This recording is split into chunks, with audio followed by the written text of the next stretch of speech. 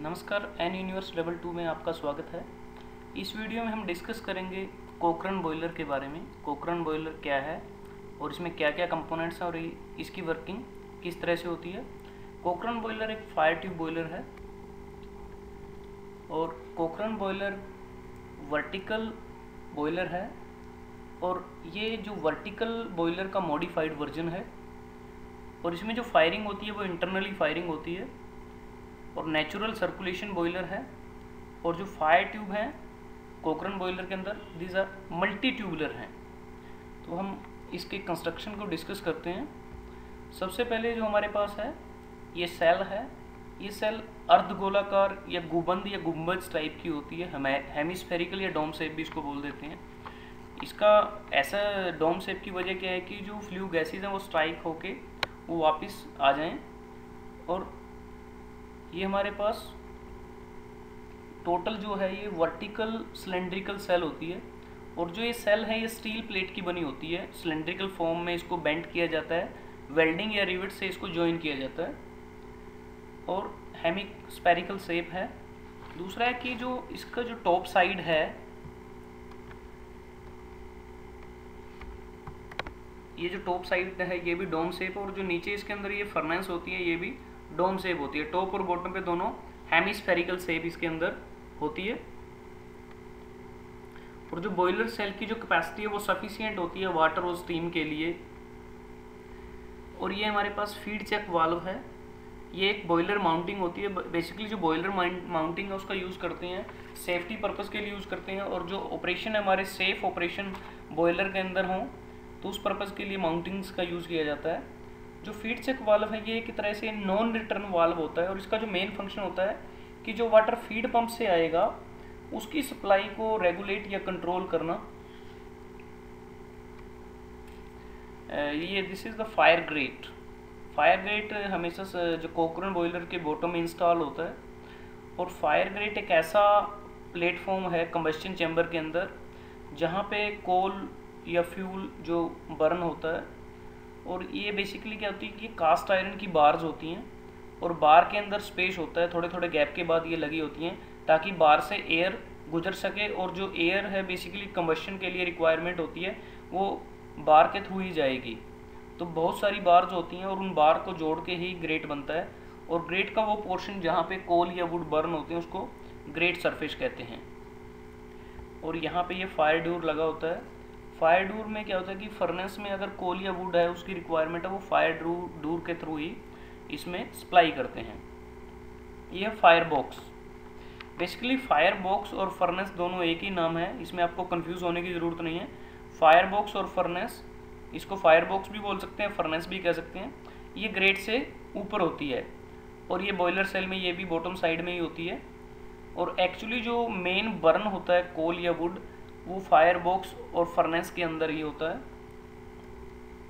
ये main whole door है। अगर आपको कोई इंस्पेक्शन या क्लीनिंग करनी है तो उस पर्पज़ के लिए इस डोर का यूज़ किया जाता है।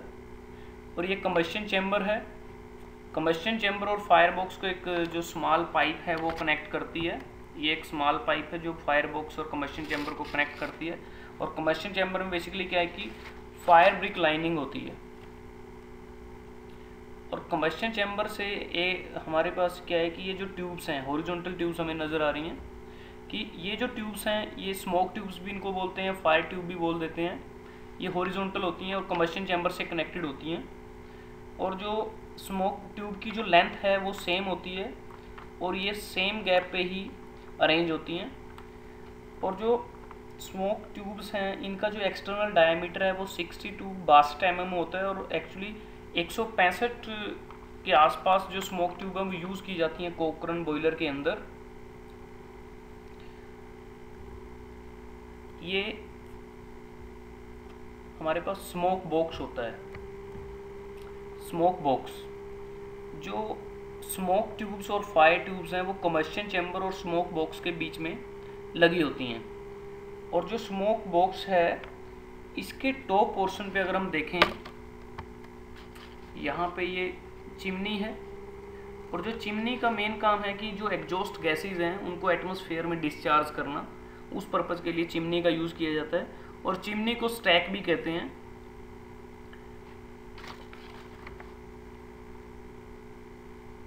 ये एयर हमारी, ये मेन होल है। जो मेन होल है ये भी हमारे सेल के सफिशिएंट प्लेस पे ही लगा होता है और इसका भी पर्पज़ है इंस्पेक्शन और क्लीनिंग अगर करनी है तो मेन होल के थ्रू ही कर सकते हैं। अगर हम अब इसकी वर्किंग की बात करें तो वर्किंग की जब बात करेंगे तो अब देख रहे हैं कि जो कोल है वो फायर डोर के थ्रू फायर बॉक्स में आ गया है।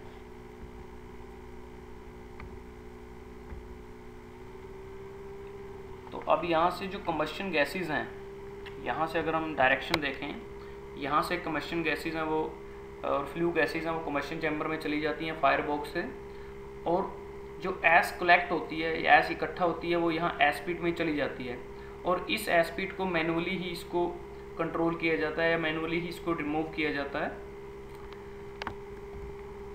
तो ये हमारे पास अगर हम देखें ये जो पूरा ब्लू कलर है ये वाटर को इंडिकेट कर रहा है और ये फायर ट्यूब्स के अंदर से जो फ्लू गैसेस हमारी जा रही हैं, जो फायर ट्यूब्स के अंदर जो फ्लू गैसेस फ्लो कर रही हैं उनका जो टेम्परेचर है बहुत ज़्यादा है, तो हम कह सकते हैं कि यहाँ पे हीट ट्रांसफ़र होती है फायर ट्यूब से वाटर के अंदर, और जब ये हीट ट्रांसफ़र होगी तो इससे क्या है कि यहाँ से स्टीम फॉर्मेशन स्टार्ट हो जाती है।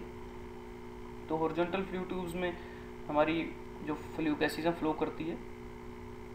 तो उसके बाद क्या है कि इसकी सराउंडिंग, जो फायर ट्यूब की सराउंडिंग में ये सारा वाटर होता है और वाटर को हीट डिस्चार्ज होती है।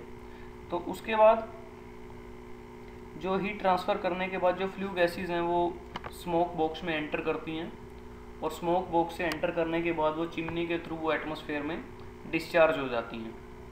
और ये जो स्टीम की जो जनरेशन होती है वो डोम शेप में, जो सेल का जो डोम शेप है और जो हेमिस्फेरिकल शेप है वहाँ पे कलेक्ट हो जाती हैं, क्योंकि जो स्टीम है वो लाइट होती हैं, वो राइज करेंगी तो वो टॉप पोर्शन में चली जाती हैं, वाटर हमारा नीचे वाले पोर्शन में ही रहता है।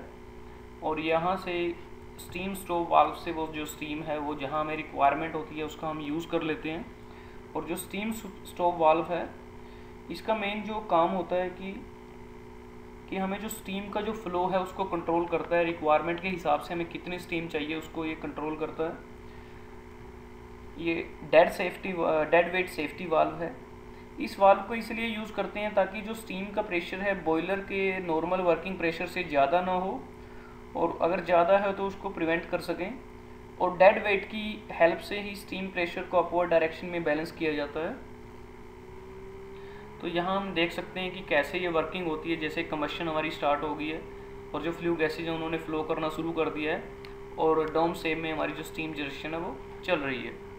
उसके बाद कुछ माउंटिंग्स और हैं जो बॉयलर पे इंस्टॉल्ड होती हैं, जैसे ये प्रेशर गेज है। प्रेशर गेज का मेनली काम क्या है कि जो बॉयलर के अंदर जो प्रेशर है स्टीम का उसको इंडिकेट करना। और ये वाटर लेवल इंडिकेटर है। वाटर लेवल इंडिकेटर भी एक बॉयलर माउंटिंग ही है और ये वाटर के लेवल को इससे हम देख सकते हैं। और इसी इंडिकेटर से हमें हेल्प मिलती है कि बॉयलर के अंदर जो कांस्टेंट वाटर लेवल है उससे नीचे हमारा वाटर ना चला जाए।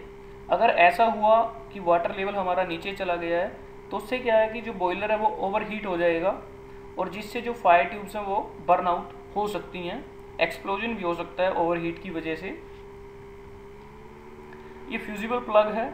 जो फ्यूजिबल प्लग है ये भी एक बॉयलर माउंटिंग है और इसका यूज़ करने का मेन रीज़न है जब वाटर लेवल कम हो जाता है तो सेफ लिमिट से कम हो जाए और कह सकते हैं कि अनसेफ लिमिट में वो चला जाए, तो इससे फायर बॉक्स, क्राउन प्लेट और जो फायर ट्यूब है वो सुपर हीट, ओवर हीट हो जाएंगी और जिससे एक्सप्लोजन का जो खतरा है वो बना रहता है। तो ऐसी परिस्थिति में जो फ्यूजिबल प्लग है बॉयलर में फायर को पुट ऑफ, मतलब बॉयलर में जो फायर है उसको बुझाने में या पुट ऑफ करने में हमारी हेल्प करता है। और फ्यूजिबल प्लग को हमेशा अच्छी कंडीशन में रखना होता है और इसको एनुअली रिप्लेस करना पड़ता है। ये हमारे पास blow of coke. Blow of coke की जो है वो बॉयलर के बॉटम साइड में लगा होता है। जब बॉयलर रनिंग ऑपरेशन में होता है तब ब्लो ऑफ कोक को ओपन कर देते हैं, जिससे जो हाई प्रेशर स्टीम है वो जो इम्प्योरिटीज़ होती हैं, जो मड होता है या कोई सैंड है वाटर के अंदर जो इसके बॉटम में कलेक्ट हुआ है, उसको वो ड्रेन आउट या पुश करती हैं और ब्लो ऑफ कोक के माध्यम से ही उसको बाहर निकाला जाता है। तो ये मेन कंपोनेंट्स हैं इस बॉयलर के। बात करेंगे स्पेसिफिकेशन ऑफ बॉयलर्स, क्योंकि इस बॉयलर की कुछ स्पेसिफिकेशंस हैं उनके बारे में हम डिस्कस कर सकते हैं।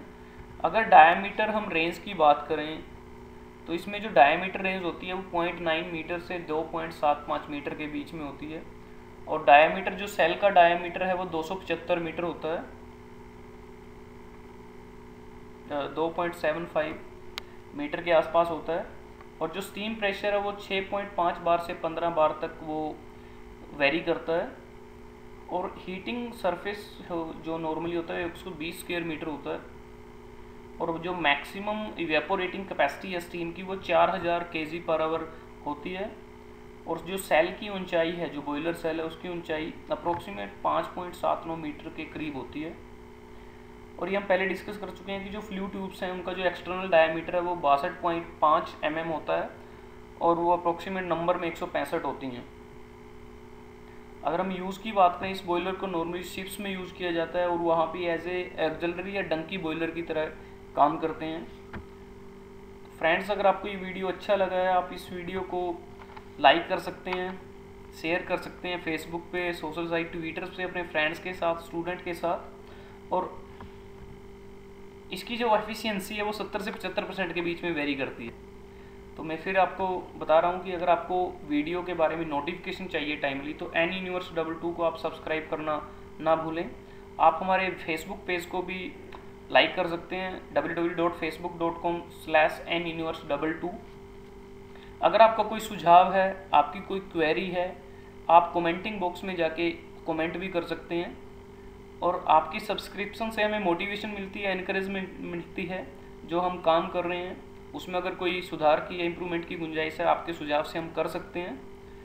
और आपने इस वीडियो को देखा तो thanks for watching, have a nice day. So next video में एक नए बॉयलर के बारे में वीडियो लेके आएंगे। I hope you will wait for that. Thanks, have a nice day.